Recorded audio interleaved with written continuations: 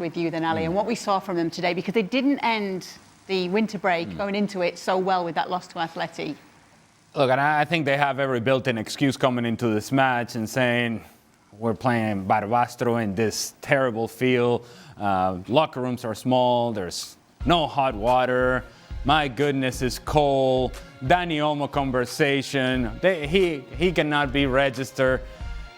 You may think that maybe there was going to be a letdown for Barcelona, and there wasn't. It was a dominant performance, and I thought it was a really mature performance from a Barcelona team that has been criticized over the last 6 weeks to 2 months by lacking some of that maturity. From the very beginning, they established who the superior team were. They went and scored the goals, put the game beyond any sort of doubt, removed any sort of hope from the players on the field of Barbastro and from the few fans that were there in a very small, quaint stadium at Barbastro.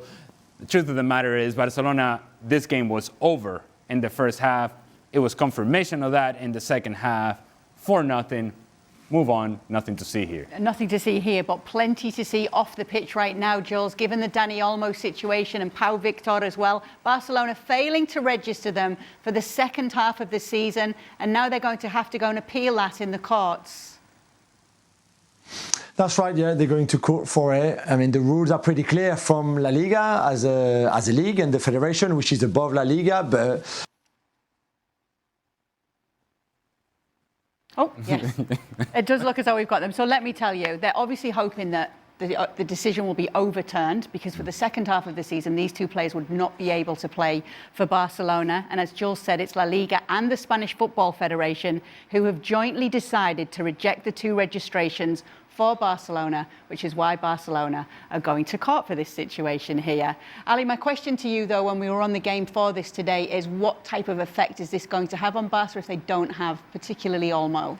Yeah, well, look, you can focus on that. You can focus on what the absence of Dani Olmo may mean for this team, but honestly, if you evaluate Dani Olmo early part of the season to the last 6 weeks or so, it's a different player.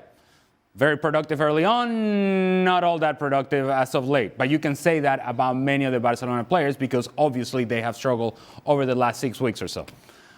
I think this is more concerning about Barcelona as a whole, about Joan Laporta, about the decision makers in Barcelona, and the ongoing reports and ongoing sort of backstory to all of this.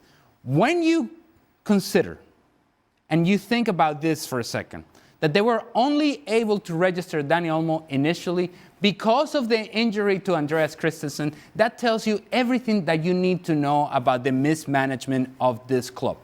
So you just have to picture Joan Laporta sitting in the stands going, somebody get hurt, somebody get hurt, somebody get hurt, somebody get hurt, somebody get hurt. But please, not Lamine Yamal, please, not Rafinha, not Lewandowski, let me see. Eric Garcia, yes, a guy gets injured, so then now we can register another guy. And while this may seem as a joke, and I'm just kind of throwing an example out there, this is exactly what happened. Andreas Christensen gets hurt, now they get the ability to register Dani Olmo. That is not how you run a club, any club, at any level, but certainly not one of the most important brands in the world in Barcelona. This is gross mismanagement. This is fraudulent mismanagement from Joan Laporta and those that are making decisions. And what's even worse is that they've been asked this question time and time again. And these things were kind of deflected because Barcelona were doing well. And so it didn't become a topic of conversation. But every so often, hey, Dani Olmo's only registered until December 31st. So, like, what's going to happen? We got it. We're fine. We're good. This is going to be resolved. We got this. It's all right. Nothing to see here. We're good. It's, at the very least, misrepresentation of the truth. At the very least. And at the very worst, as I just mentioned, it is gross, fraudulent mismanagement of a team and misrepresentation of the truth to fans who you've been telling, we're good, and it turns out, no, you're not good. No, you're not good. No, you were lying. No, Dani Olmo is not available for you to play.